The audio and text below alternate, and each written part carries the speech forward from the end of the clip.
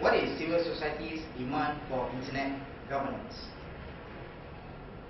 There are many demands from civil society on internet governance. Among some of the demands that civil society have expressed at the recent Internet Governance Forum in Singapore are first, no censorship to internet, because we feel that the internet is a public good, and it is important for everyone to have access to internet, and it can serve many purposes with the access to internet, and we feel that the censorship to internet will not serve the purpose of internet as a public good to the people. And then secondly is the no to cyber attacks. I think it is important that the in cyberspace remain a secure space where people can freely exchange information and doing business in the internet. And so cyber attacks, whether it is by individual, especially state-sponsored cyber attacks, should be regulated and should be punished. And then the third one is also that civil society is also to demand for the protection of privacy, especially the personal data of internet users, where it should not be abused by the government as well as by business entities. So those would be the three main civil society demands among many. What is the impact of government censorship? Mr. Shwana? Yeah, okay. You see, it is wrong for governments to assume by censoring or banning websites, and therefore internet users will not be able to access these websites. Okay. In the beginning, yes, many people will not be able to access, but we should also realize that there are many circumvention tools that can be used. For example, let me show you this project. Okay. So this is a Censorship project whereby users can actually go there and download circumvention tools. For example, Tor, okay, or this VPN, virtual private network. Okay, these are some examples. If there is already existing tools for people to use to access banned sites, so I don't see the point of government banning websites, censoring websites, because this will only backfire. Your message to the government? I think, as I mentioned earlier, that the internet serves many purposes, and freedom of expression is very important, and freedom of information should be protected in the internet. So when government censored or banned certain websites, it as mentioned by Sean, that it doesn't actually control. People can find many ways, other ways to censor, to bypass the control of the government.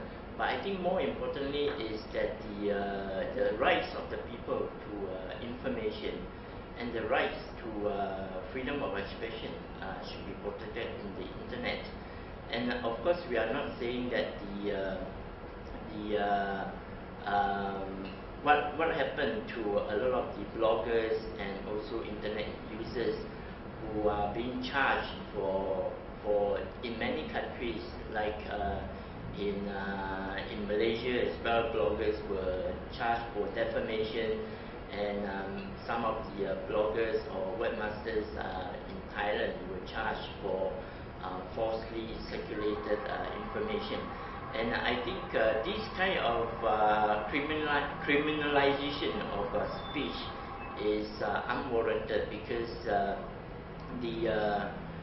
people have the right to freely express their views, and the person or the government who feel that they are being criticized, they also can exercise their rights to counter argument in the cyberspace. So there is no, I don't think it is legitimate for government to put these people in jail just because they are exercising the right to freedom of expression. And a lot of times also a lot of these criminalization were not done in accordance to international human rights standards. If you follow the international human rights treaties or the international human rights laws and principles, there are at least three standards that has to be observed by governments when they implement this kind of restrictions to freedom of expression. First, this kind of restriction should be already recorded in the law. That means it is transparent and people know about it, and it is predictable. So if you can't criminalize certain person when that kind of crime is not listed in the law, and that becomes very arbitrary for government to arrest any people or put any people in jail just on the whims and fancy of the government. And secondly is the principles of legitimacy. That means the criminalization of these people have to be legitimate. So in terms of legitimacy, there are two standards. One is that when somebody actually infringe on the rights of people, other people, then the government can take action on these people. Secondly, if the infringement is eroding or threatening public security or public order or public health, then for the public good, for the public interest, the government can take action on these people. And then the third principle is the principles of proportionality. That means even if the government is allowed to impose restrictions on the freedom of expression on the bloggers and internet users, the measures taken by government still have to be proportionate to the actions taken by the bloggers or the internet users. You cannot punish the webmaster just because some of the users of the webmaster post a message that is viewed as a threat to national security. So it is not proportionate and it is not legitimate. So I think those are the three principles and standards have to be observed by governments. And this restriction cannot just be applied by the government arbitrarily. It has to be meted out by an independent judicial body. So, for instance, if the governments want to take action on the blogger, the government has to go to the court to take arrest warrant. And so this is exactly to prevent the arbitrary detention and the arbitrary and the abuse of powers by the government.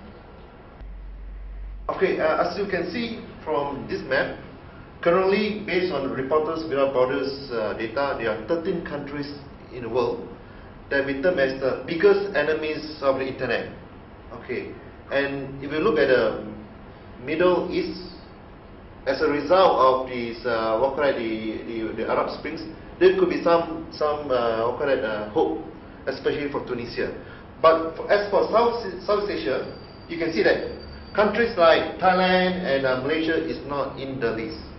So the current censorship by Malaysia and Thailand will only make the situation in Southeast Asia worse. It means that currently there's 2 countries, but this number will increase to 4 countries, and this region could be potentially the worst region in the world in terms of internet censorship.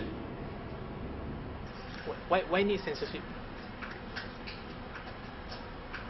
If you don't like to you don't like your stuff or your data whatever to share with everybody, then don't put on internet. You want to put internet, and then you want to apply the censorship. What's the point? I mean, I haven't experienced internet censorship until I came here, so I didn't really know what it was like in real life until now. What do you think about internet censorship? I don't. So how do you feel about internet censorship? I don't feel much about internet censorship. So your message to the government? I don't have a message for the government. Thank you. What do you think about internet censorship? Anything lah, cincai lah. Let me think about it.